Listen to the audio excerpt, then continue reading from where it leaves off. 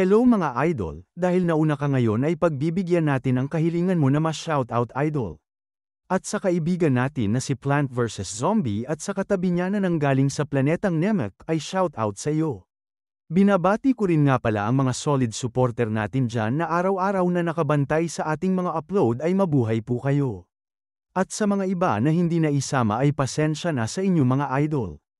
Samantala, lumipat ang eksena kung saan inihayag dito ang tungkol sa mga makapangyarihang kulto ng mga demonyo. Dito ay sinabi na kung hindi dahil sa kanila na tinatawag ang kanilang sarili bilang banal na sekta ng makalangit na demonyo, ay hindi daw sana kailanman nagsama-sama ang Miriam bilang iisa. Sapagkat sa loob lamang ng 4 na buwan, ay bumagsak ang Qinghai Gansu at Sichuan sa kamay ng mga kulto ng demonyo, at sila ang naging dahilan upang magsama-sama ang 9 na dakilang sekta at 5 dakilang angkan. Kasama na dito ang di mabilang na mga pinuno ng makatuwirang sekta sa iisang lugar. At ang mga hindi tradisyonal na pangkat tulad ng Yangtze River Water Route Alliance at Green Forest Alliance ay tumulong din sa paglaban sa mga kulto ng demonyo. At sa gitna ng lahat ng mga grupong yun ay naroon din ang dakilang martial god. Siya rin ang bukod tanging at di madaig na mandirigma na itinuturing na pinakamalakas sa buong daigdig. Kung saan sa mga panahong yun ay inihayag niya sa lahat na sila raw ay magtaas ng watawat. Sapagkat yun lang daw ang tanging paraan para labanan ang demonic cult.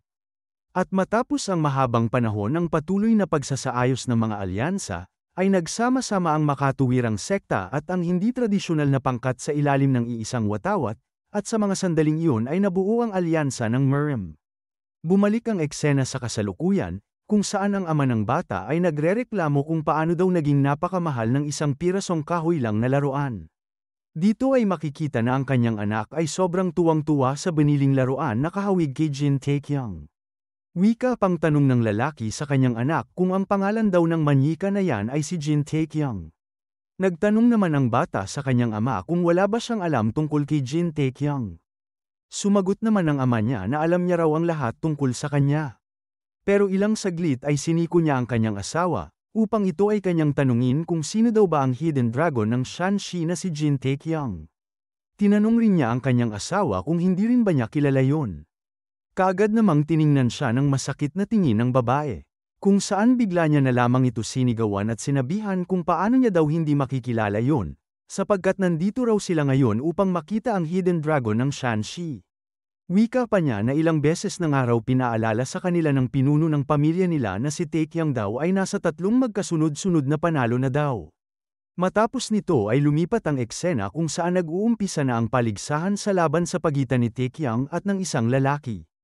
Dito ay makikita na sinisimulan niyang atakihin si Taekyung ng ilang magkasunod-sunod na pag-atake ng kanyang sandata. Samantala si Taekyung naman ay walang dalang kahit anong sandata kundi tanging mga kamao lang ang gamit niyang sandata laban sa kanya. Sa puntong yun ay makikita ang matinding pagsagupaan ng dalawang mandirigma, kung saan maririnig ang mga hiyawan ng tao sa paligid dahil sa mabagsik na laban nilang dalawa. At sa mga sumunod na galaw ay direktang inatake ng lalaki si Taekyung ng kanyang espada na mayroong chi. Kasabay nito ay sinabayan siya ni Taekyung ng pag-atake gamit ang kanyang kamao na mayroong Divine Palm of Fire.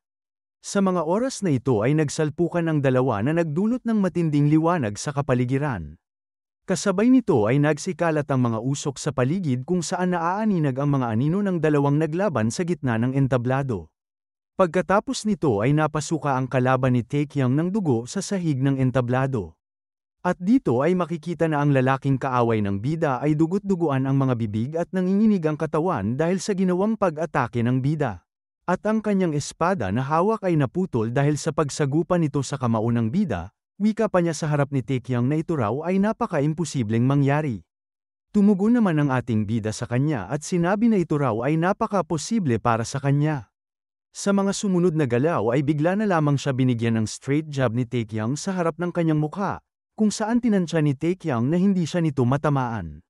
Sa tindi ng hanging dala ng pagsuntok ni Taekyung ay tumilapon ang kanyang bandana sa lupa. At pagkatapos nun ay inihayag ng announcer sa laban na ang hidden dragon ng Shanxi daw ay nanalo sa pagtutuos na ito. Dito ay makikita na naghihiyawan ang lahat ng tao sa pagkapanalo ng bida, habang ang kalaban ni Taekyung ay gulat at natumba sa harapan ng bida. Matapos nito ay nag-alerto ang sistema na nagawa manalo ng bida laban kay Hook Soo-kyu. Inihayag rin sa sistema na isa daw napakatinding panalo ang kanyang natanggap at ang lahat ng nanunood ay nagpapalakpakan sa kanya. At dahil doon ay nakakuha siya ng sunod-sunod na pagtaas ng kanyang katanyagan. Samantala ang isang lalaki kanina na mayroong kasamang bata at asawa ay nasa gilid ng entablado at sumisigaw sa bida na napakasobrang husay daw ni Taekyung. Sinabi rin niya sa bida na siya daw ay bumili rin ng manyika kanina dahil daw sobrang idol siya nito. Ilang sandali ay umakyat na sa itaas ng entablado ang mga kalalakihan upang kunin ang sugatang lalaki na nakalaban ni Taekyung sa entablado. Samantala makikita naman sa gilid ang dalawang partido na naglalaban rin ng sabay-sabay para sa pwesto sa susunod na yugto. Dito ay makikita na ang kalaban ni Jae Galgyeon ay isang lalaki na nagtatago sa salakot at nakabalot ang kanyang katawan ng makapal na tela ng sutla.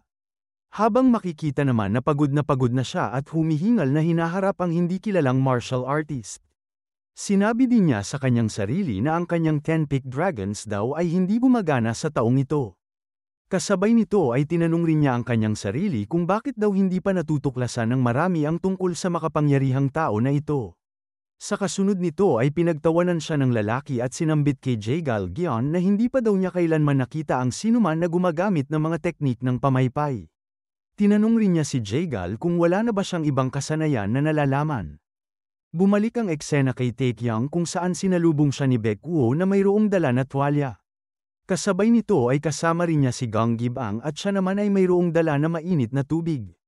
Samantala galit namang inihayag ni Taekyung na ilang beses na daw sila pinagsabihan niya na huwag na silang lumapit sa kanya. Wika pa niya na mukhang ayaw daw talaga nila makinig sa kanya. Pinagsabihan rin niya ang dalawa na malamang daw ay magiging malungkot ang kanilang mga master kung makita sila na ganito. At marahil ay nanunood na daw sila ngayon sa kanila. Tumugon naman si Baekwo na nabanggit raw ng master niya sa kanya na minsan na din daw iniligtas ng Fire King ang kanyang buhay, kaya't napagtanto ni Baekwo na dapat niyang makipagkaibigan sa disipulo ng Fire King. Nagsalita naman ang lalaki mula sa Beggar's Sect na ang kanyang ika-18 na palad ng Subduang Dragon ay isa sa 5 pinakamataas na teknik ng palad sa buong mundo. Pero dahil ika-5 master lang ang naabot niya ay siya ngayon daw ay naparito para makipagkaibigan rin sa bida. Sumagot naman ang bida sa kanilang harapan na sila raw ay nakakabuwisit. Kasabay nito ay naalala ni Taekyung na mukhang kulang daw sila at nasaan naman daw ang isa nilang kasama. Nagpahayag naman si Baekwo sa bida na si Jae Galgyeon daw ay nasa kalagitnaan ngayon ng kompetisyon. Samantala iniisip ni Taekyung na narinig niya daw na gumagamit siya ng mga teknik ng pamaypay, kaya nagtataka siya kung dapat ba niyang tingnan siya na nakikipaglaban. Wika pa niya na ang Great Celestial Banquet daw ay talagang nakakatuwa dahil maraming tao ang gumagamit ng mga natatanging na martial arts. Sinabi rin ng bida sa kanyang isip na kung hindi daw sana siya umalis at nanatili siya doon sa kuweba ng Scorching Clan ay hindi niya daw sana naranasan ito. Pagkatapos ay kaagad namang napansin ni Taekyung si Mr. Song na nakaupo sa itaas. Kaya naman nagsalita si Taekyung sa harap ng dalawa na ang tao daw na yun ay nandito rin daw pala ngayon. Lumingon naman ang dalawa at tinanong ang bida kung sino ba ang kanyang tinutukoy. Inihayag ni Taekyung na ang matandang lalaki na may palayaw daw na thousand-faced fox na si Mr. Song ay nandito raw palagi araw-araw. Nabigla naman ang dalawa sa mga pahayag ng bida at hindi sumagot, kaya tinanong sila ni Taekyung kung bakit ganito daw ang mga reaksyon nila. Dagdag pang tanong ni Taekyung kung siya ba ay isa ring kahanga-hangang tao. Nagpahayag naman si Baekwo na syempre naman daw, at sabihin na lang daw nila na isa siyang nakakatakot na tao. Nagsalita rin si Gang Gibang na ang matanda daw na yun ay dating miyembro ng Hidden Shadow Pavilion Master ng alyansa ng Mirim. Nagtanong naman si Taekyung sa kanila kung ano ba ang istorya sa likod ng Hidden Shadow Pavilion Master. Nagsalita si Gang Gibang na ang Hidden Shadow Pavilion Master daw ay isang pasilidad ng mga espiya ng alyansa ng Mirim na may higit na kakayahan sa pagkuha at pag-access ng impormasyon kaysa sa iba. At ayon daw sa balita ay may malaking papel si Master Song sa dakilang digmaan ng mabubuti at mas asama noong siya pa ang pinuno ng pavilion. Pero inihayag rin ni Gang Gibang na narinig niya daw na siya ay nagretiro na, ngunit hindi niya daw alam kung bakit siya bumalik ngayon. Samantala iniisip naman ni Taekyung na ang matandang iyon ay isang retiradong pinuno ng isang ahensya ng mga espiya. Ilang sandali nito ay agad nang umalis si Master Song sa kanyang inuupuan. At pagkatapos ay narinig naman nilang tatlo ang matinding hiyawan ng mga tao sa itaas ng palapag. Kung saan nakita nilang tatlo na inanunsyo ng announcer na ang precarious sword na si Jong Richu ay nanalo daw ulit. Dito ay makikita na bumaba na sa entablado si Jong Richu habang ito ay humihingal matapos ang kanyang laban. Sinabi naman ni Baekwoo na ayon daw sa mga kwento, tinatawag daw siyang precarious sword dahil sa kabila ng panganib ay lagi siyang nananalo sa bawat laban niya. Nagsalita naman si Gang Gibang na napakaganda raw ng tunog ng kanyang pangalan. Dagdag pa ni Gang Gibang na palagi din daw siya nananalo sa bawat pagkakataon kaya't ang ever-victorious sword na palayaw daw ay isang nararapat rin na palayaw sa kanya. Samantala iniisip rin ni Taekyang na siya daw ay isang magaling rin na tao dahil nanalo siya ng 4 na sunod-sunod na laban. Wika pa ng bida sa kanyang sarili na malaki raw ang tsansa na magtunggali rin sila balang araw sa kompetisyong ito. Kasabay nito ay nagpatuloy na ang bida sa paglalakad sa harap ng dalawa. Kung saan tinanong siya ng dalawa kung saan naman daw siya pupunta. Tumugon naman ang bida sa kanilang mga tanong na siya raw ay manunood sa laban ni Jae Galgyeon. Pero ilang saglit ay tumigil si Taekyang, kung saan siya ay lumingon sa dalawa upang tanungin sila kung sino ang kalaban ni Jae Galgyeon. Sumagot naman si Baekwoo na ang kalaban daw ng kaibigan nilang si Jae Galgyeon ay mayroong palayaw na Invincible Divine Sword. Pagkatapos nun ay agad na pinuntahan nilang tatlo si Jae Galgyeon, kung saan silang tatlo ay hindi makapaniwala na natalo siya sa taong may palayaw na Invincible Divine Sword. Dito ay makikita na sobrang dismayado si Jae Galgyeon dahil sa kanyang pagkatalo. At inihayag niya sa tatlo na sobrang napahiya daw siya ng labis, sapagkat hindi niya man lang daw nagawang mahawakan ang kanyang kalaban. Dahil dito, napaisip si Taekyang kung mayroon pa ba ibang tao na maliban sa kanya na kayang humarap sa Ten-Peak Dragons. Samantala napabuntong hininga na lamang si Jae Galgyeon at iniisip na baka makakatanggap na naman siya ng sermon sa kanyang pag-uwi. Sa puntong yun ay agad na tinanong siya ni Taekyang kung nasaan na daw ba ang tumalo sa kanya. Tumugon naman si Jae Galgyeon na kaagad daw umalis ang taong yun matapos ang laban nila. Pero ilang segundo matapos ang kanyang pahayag, ay agad niyang napansin ang taong tumalo sa kanya at itinuro sa bida na nandoon daw siya sa kabilang banda at kumakain ng dumplings. Sa mga oras na ito ay tila nagtataka si Taekyang tungkol sa pagkakakilanlan ng taong ito. Kaya tinanong siya ni Jae Galgyeon kung mayroon daw bang problema. Mabilis namang kumilos si Taekyang at naglakad patungo sa lalaking tumalo kay Jae Galgyeon. Kung saan ang mga ito ay nagtataka sa binabalak ni Taekyang. At wika pa ng bida sa kanila na maghintay na lang daw sila dito. Dito ay makikita na unting-unti nang nilalapitan ni Taekyang ang lalaki na may suot na salakot at kumakain ng dumplings. Sa puntong yun ay nasagi sa isip ng bida na mukhang napakahangal din daw ng taong ito. Pero hindi rin niya mababaliwala ang taglay niyang enerhiya dahil napakalakas rin daw nito. At hindi rin daw siya gaanong mahina kumpara sa kanya. Ngunit ang paraan daw ng pagkain niya ng mga dumpling ay sobrang nakakainis. Kaya naman tinanong ng bida ang kanyang sarili kung bakit parang pamilyar daw ng tunog niya kung kumain. At habang siya ay kumakain ng mga dumplings ay agad na tinawag siya ni Taekyang. Dito ay makikita na sinisilip siya ng bida habang tinatanong niya ang lalaki kung siya ba ang Invincible Divine Sword. Mabilis namang lumingon sa ibang direksyon ang lalaki at tila nababalisa sa mga oras na ito. Pero sa sandaling ito ay alam na ni Taekyang ang totoong pagkatao ng lalaking ito. Kaya iniisip ni Taekyang kung bakit naman daw siya binabaliwala nito. Dahil dito, kinulit pa siya ng husto ng bida at hindi tinigilan sa mga tanong. Dagdag pa ni Taekyang kung maaari daw ba siya magtanong sa kanya. Hindi naman tumugon ang lalaki at napaubo na lamang ng mga oras na ito.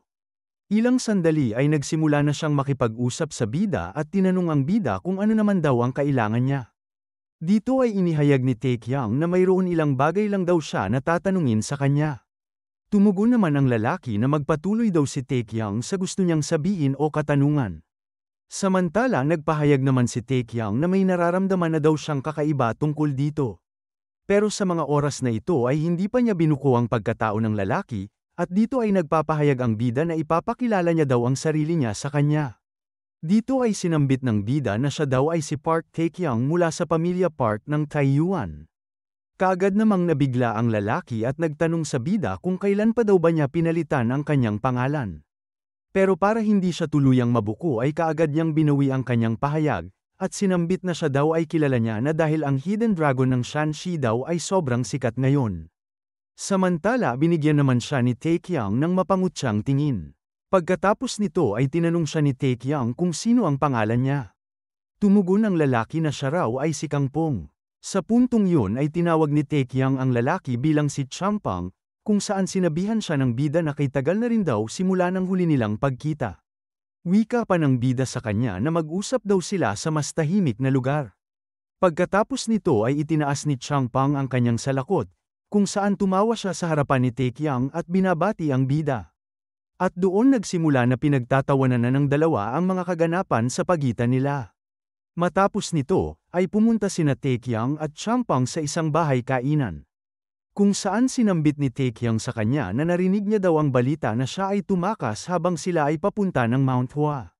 Sumagot naman si Champang na yun daw ay totoo pagkatapos ng araw noong umalis sila ni Taekyang at ng Fire King. Tinanong naman siya ng bida kung bakit niya daw nagawa yun, sapagkat ang Mount Hua daw ay ang tanging tirahan niya na. Inihayag ni Champang sa bida na ayaw niya na daw bumalik doon, dahil ang kanyang lolo na si Mei Jonghak ay wala na doon sa Mount Hua. At wika pa niya na hindi rin niya daw kasi nararanasan pa ang mundo ng lubusan. Tumugon naman si Taekyang na siya daw ay nasorpresa dahil nagawa niya daw makatakas mula sa kanila. Sinambit naman ni Champang na nagawa niya daw makipaglaban sa kanila at isa-isang pinatulog niya ang mga yon para siya ay makatakas mula sa kanila. At pagkatapos daw nun ay mabilis na siyang tumakbo palayo sa kanila.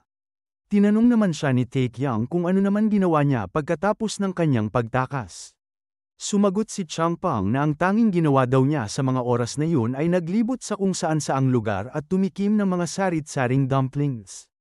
Iniisip naman ni Taekyang na ang bastardong matako na bata raw na ito ay walang ginawa kundi kumain ng dumplings sa loob ng 1 taon. Pagkatapos nito ay tinanong siya ni Taekyang kung ano na ngayon ang gagawin niya matapos niyang pangalanan ang kanyang sarili na Invincible Divine Sword.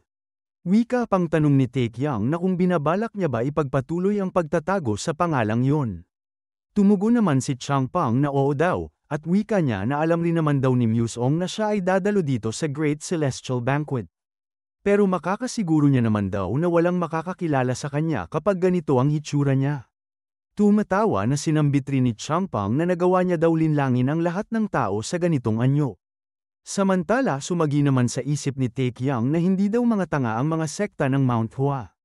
At pinupusta niya daw ang kanyang kaliwang kamay at lahat ng pera niya na alam na ng lahat kung sino siya. At kaya raw pala ang daming disipulo ng Mount Hua sect sa labas ng lugar ng kompetisyon kanina dahil na rin pala kay Champang. Sa sumunod na pagkakataon, ay nagsalita si Champang na sa anumang paraan daw ay kinakailangan niyang dumalo sa pagtitipon na ito kahit kailangan pa niya daw magkunwari sa lahat. Sapagkat gustong-gusto niya daw malaman kung gaano na lumakas ang kakayahan ni Taekyang ngayon. At wika niya na gustong-gusto niya rin daw subukan ng bida sa isang laban. Sa mga oras na yun ay nakaramdam muli ang dalawa ng pananabik at galak sa kani-kanilang mga sarili at gusto nilang muli na subukan ang kakayahan ng bawat isa. Tumugon naman ang bida na ganun rin daw ang kanyang nararamdaman sa mga oras na ito. At nagagalak naman na tinanong siya ni Taekyang kung sa tingin ba niya ay hindi na siya nito bibigwin sa susunod na pagtutuos nilang dalawa. Dito ay seryosong tumitig lamang si Champang sa bida at nag-iisip ng isasagot sa kanyang tanong. Kasabay nito ay nagsalita si Taekyang na siya daw ay seryoso tungkol dito at kung maaari daw ay sabihin niya sa kanya ang totoo niyang nararamdaman. Sa puntong yun ay nagkatinginan ang dalawa ng mabagsik na tingin, kung saan ang mga mata nila ay dilat at nagnanais. Pero sa hindi inaasahan ay bigla na lamang tumawa ng malakas si Champang sa harap ng bida.